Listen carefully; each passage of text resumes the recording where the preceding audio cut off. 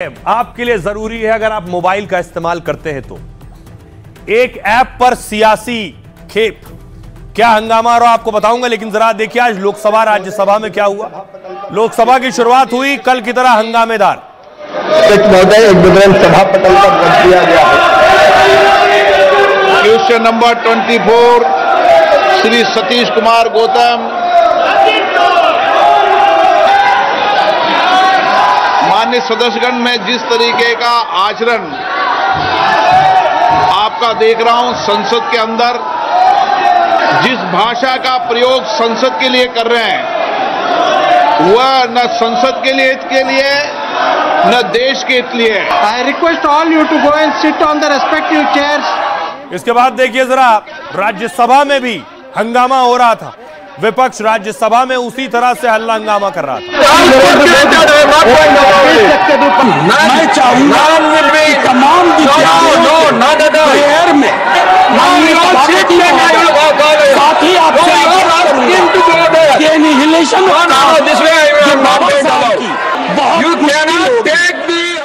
तो हंगामा सिर्फ लोकसभा और राज्यसभा के अंदर नहीं, प्रदर्शन बाहर भी हो रहा था।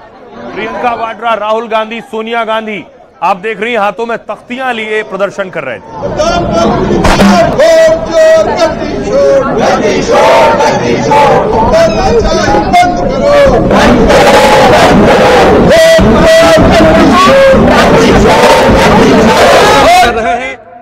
लेकिन अब हंगामे और बवाल की एक और वजह है।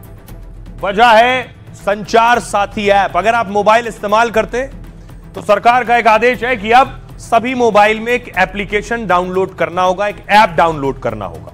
वो नया मोबाइल लेंगे तो कंपनी आपको पहले से ऐप डाउनलोड करके देगी। पुराना मोबाइल है तो उसमें जब आप सॉफ्टवेयर अपडेट करेंगे तब वो अपडेट हो जाएगा, लेकिन मोबाइल में होगा।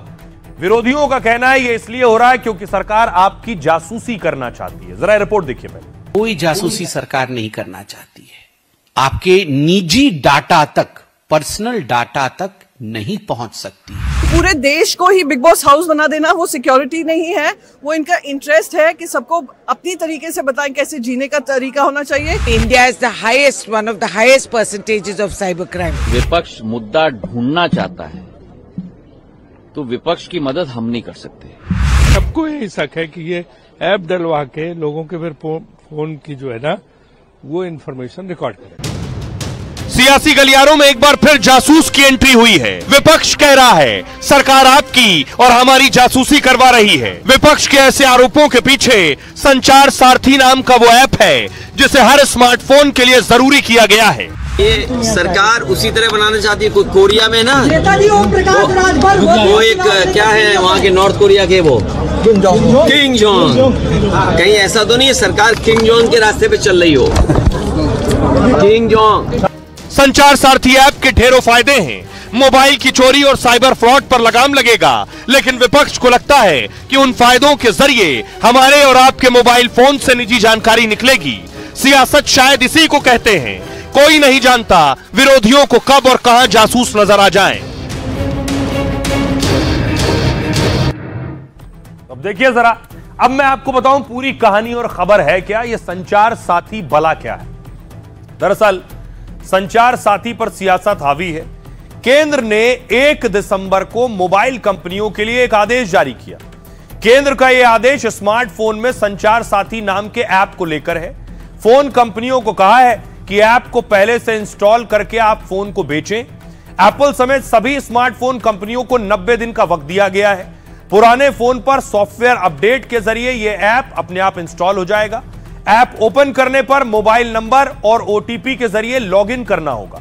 अब संचार साथी ऐप पर केंद्र के आदेश को लेकर विवाद बढ़ गया है। कांग्रेस समेत दूसरी विपक्षी पार्टियों ने इस फैसले का विरोध किया।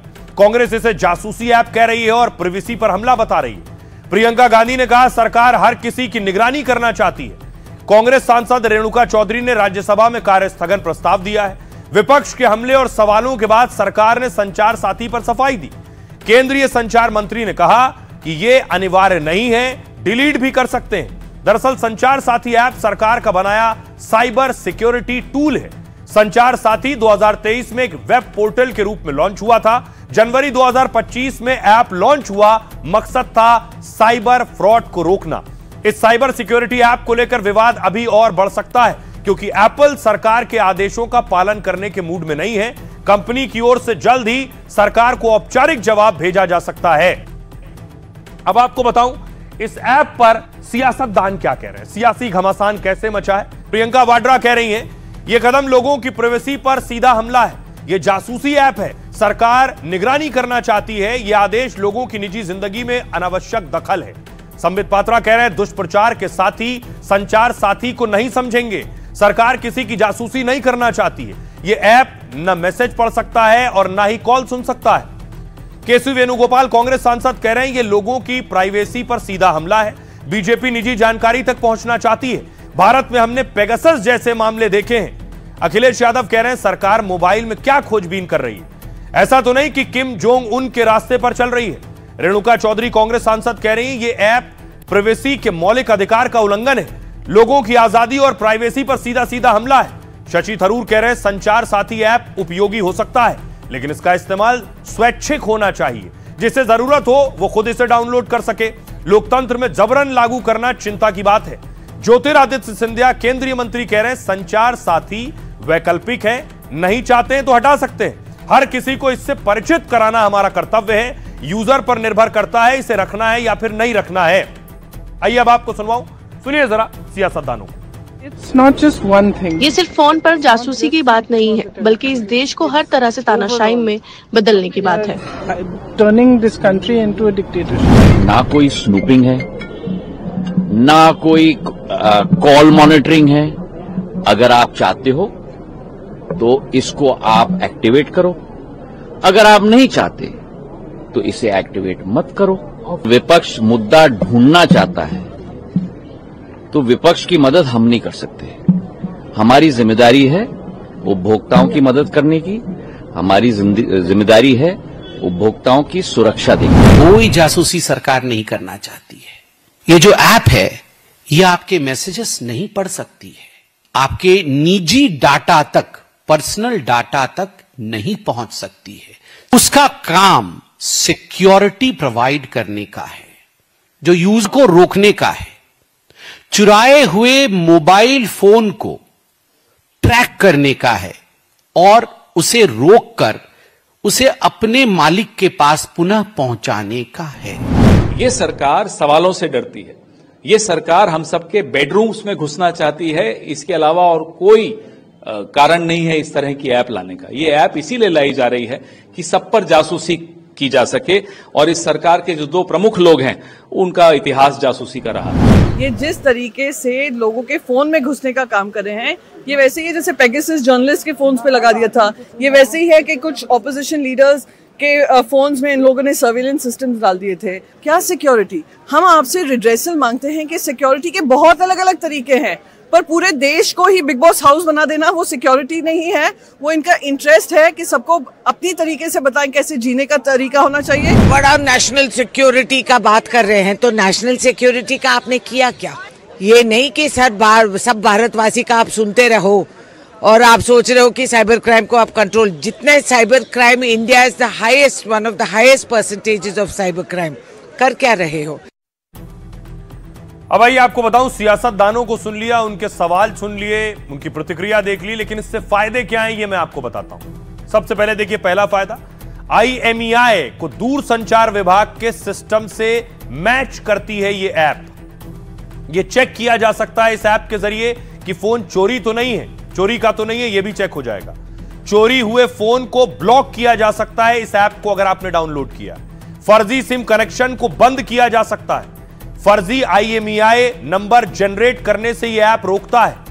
कॉल, मैसेज या व्हाट्सएप चैट रिपोर्ट करने में भी यह मदद करता है। धोखाधड़ी की रिपोर्ट करना बेहद आसान होता है इस ऐप को डाउनलोड करने से। एक से ज्यादा मोबाइल कनेक्शनों की सूचना भी देता है ये। हैंडसेट के असली होने की पुष्टि करता है यह संचार ऐप। संदिग्ध संचार या स्पैम को रिपोर्ट करता है। वित्तीय संस्थानों की विश्वसनीय कॉन्टेक्ट्स बता देता है ये। ठगी वाले नंबरों की शिकायत तुरंत की जा सकती है इस ऐप के जरिए। सेकेंड हैंड फोन खरीदने वालों के लिए भी बहुत फायदेमंद है ये संचार सारथी ऐप, लेकिन विपक्ष संचार सारथी पर सवाल उठा रहा है। वो कह रहा है इससे हर नागरिक की निगरानी होगी, अगर मोबाइल में आ गया, हर गतिविधि पर नजर रखी जाएगी, लोगों की आजादी पर हमला होगा, निजी जिंदगी में अनावश्यक दखल होगा, निजी जानकारी इकट्ठा की जाएगी। ऐप को लेकर जबरदस्ती ठीक नहीं है, यह कहना है विपक्ष का। अब आपको बताऊं, जिन लोगों ने इसे डाउनलोड किया था उन्हें अब तक क्या फायदे हुए। बड़ी बात यह है कि जिनके जिनके मोबाइल में यह ऐप था, मोबाइल चोरी हो गया, गायब हो गया या कोई ठगी हो गई, कि क्या फायदा हुआ अब तक। सबसे पहले बात तो यह कि देश में 5 करोड़ लोगों ने संचार सारथी डाउनलोड कर लिया। दूसरी बात, जिनके फोन खो गए थे, 7 लाख से ज्यादा फोन वैसे वापस मिल गए। फर्जी कनेक्शन जिनके थे, 3 करोड़ से ज्यादा फर्जी कनेक्शन कट गए जिन्होंने ये ऐप डाउनलोड किया। अक्टूबर में चोरी के फोन 50,000 रिकवर कर लिए गए जिनके मोबाइल में यह ऐप था। चोरी के डिवाइस ब्लॉक हो गए 37 लाख से ज्यादा जिन्होंने संचार सारथी डाउनलोड किया था। तो यह एक कोशिश है सरकार की तरफ से। उनका कहना है कि इसे आप अनइंस्टॉल और डिलीट भी कर सकते हैं। सरकार ने एक और काम भी किया, अगर आपके मोबाइल में सिम नहीं है तो आप व्हाट्सएप और टेलीग्राम जैसे ऐप्स इस्तेमाल नहीं कर सकते हैं। केंद्र ने मैसेजिंग प्लेटफॉर्म्स को लेकर नया आदेश जारी किया है। बिना सिम के नहीं चला पाएंगे व्हाट्सएप, टेलीग्राम जैसे प्लेटफॉर्म। मैसेजिंग प्लेटफॉर्म तभी चलेगा जब मोबाइल में सिम कार्ड एक्टिव होगा। अगर सिम निकाल ली जाती है तो मैसेजिंग ऐप बंद हो जाएंगे। अभी तक बिना सिम के भी वाईफाई से मैसेजिंग ऐप चल जाते थे। मैसेजिंग ऐप को कई लोग लैपटॉप या डेस्कटॉप पर भी यूज करते थे। ऐसे लोगों के लिए भी केंद्र की ओर से बड़ा बदलाव किया गया है। अब मैसेजिंग प्लेटफॉर्म को हर 6 घंटे में यूजर को लॉग आउट करना होगा। इसके बाद QR कोड के जरिए ही लॉगिन हो सकेगा। सरकार का दावा है कि इस कदम से साइबर फ्रॉड पर रोक लगेगी।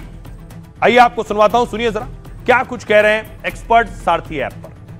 देखिए, जिस तरह से साइबर क्राइम बढ़ रहा था, हर आम आदमी बिकॉज वो अनअवेयर होता है इसका शिकार हो जाता है।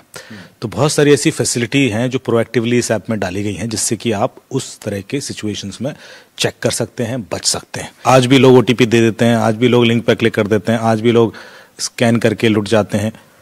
तो एक इनबिल्ट ऐप की जरूरत थी जो उनको कुछ हद तक इस तरह के फ्रॉड से रोक सके। पिछले साल 24 लाख से ज्यादा चोरी के फोन रिकवर हुए इस पोर्टल के थ्रू। प्ले स्टोर के अंदर जाएंगे, जहां से आप इंस्टॉल करते हैं, वहां संचार साथी ऐप सर्च करें तो नीचे एक ऑप्शन आता है डेटा सेफ्टी का, और वहां पर एक और ऑप्शन आएगा सी डिटेल्स करके। उसको क्लिक करेंगे तो वहां पर क्लियरली लिखा हुआ है कि ये ऐप आपका कोई भी डेटा कलेक्ट नहीं करती है।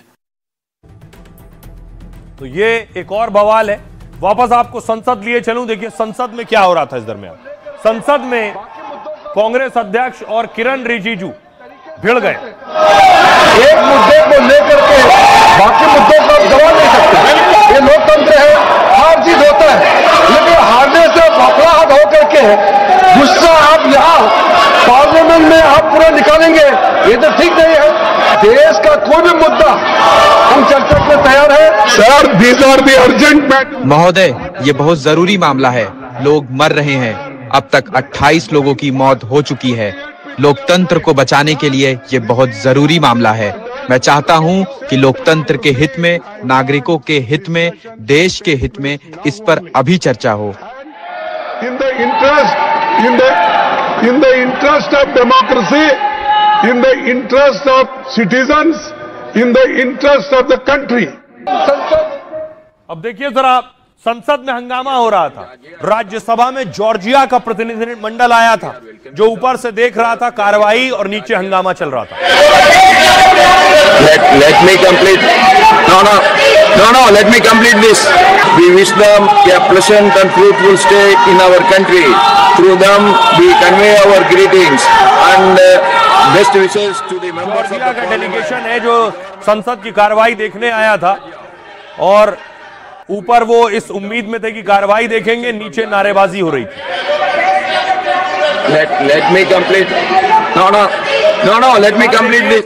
हुआ ये कि लोकसभा और राज्यसभा दोनों की कार्रवाई स्थगित कर दी गई।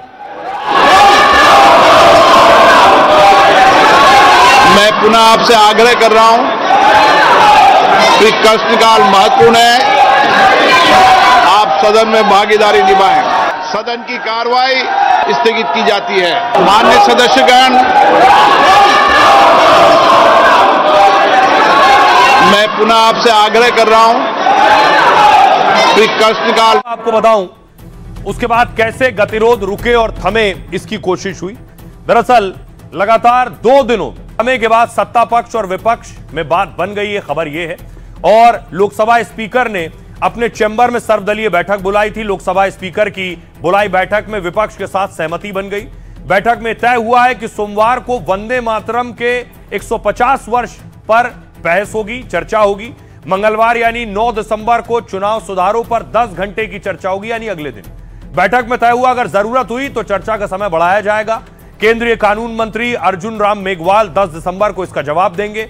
विपक्ष के हंगामे की वजह से आज भी संसद के दोनों सदन नहीं चल पाए। विपक्ष संसद के दोनों सदनों में एसआईआर पर फौरन चर्चा की मांग पर अड़ा था। विपक्ष ने कार्रवाई चलने नहीं दी, वोट चोर गद्दी छोड़ के नारे लगाता रहा। एसआईआर पर चर्चा की मांग को लेकर विपक्ष ने राज्यसभा से वॉकआउट किया। संसद परिसर में भी विपक्षी सांसदों ने सरकार के खिलाफ नारेबाजी की। आइए अब आपको सुनवाता हूं। कल आपसे पहले आपको याद होगा कांग्रेस की सांसद एक कुत्ते के साथ पहुंची थी कार में, जिस पर हंगामा हुआ, बवाल हुआ। इस पर जांच बैठ गई है और जांच समिति तय करेगी ये नियमों का उल्लंघन है या नहीं। लेकिन राहुल गांधी आज संसद पहुंचे तो उनसे पूछा गया कौन सा मुद्दा बड़ा है, तो उन्होंने कहा कुत्ता ही सबसे बड़ा मुद्दा है। Dog is the main topic today. Dog is the main topic today. Dog is the main topic today. Dog is the main topic today.